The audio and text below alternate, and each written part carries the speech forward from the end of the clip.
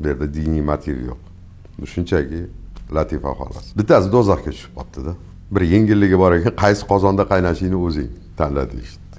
Bunda borsa bittasi hali qozon qaynab yotganimi shu ustiga og'ir tosh botirib, ustiga toshlar qo'yib qo'yilganmish. Bu yerda kimlar bor debdi. Ya debdi, bu yerda yahudiylar bor debdi. Nimaga buncha tosh bosib qo'ygansizlar boshqa? Debdi, bu yerga ehtiyot bo'lib qarash kerak deyishdi. Bittasi chiqsa bo'ldi debdi. Qolgan tortoq tushib ketadi debdi. Ikkinchisi borsa qozon qaynab yotibdi, yarim ochiq ekan. Bu yerda kimlar bor? Bu yerda ruslar debdi. Qochib ketmaydim, chiqib ketmaydim. Sanchiqni bir-biriga tashlab yotaveradi bular debdi. Uchinchisi borsa, uchinchi qozonning usti tamoman ochiq emish. Qozonda hali chuqurligi buncha baland emas emish.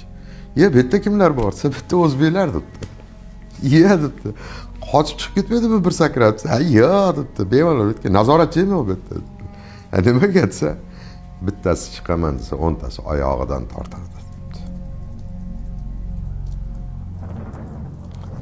Ana shunaqa achchiq latifalar bor biz haqimizda.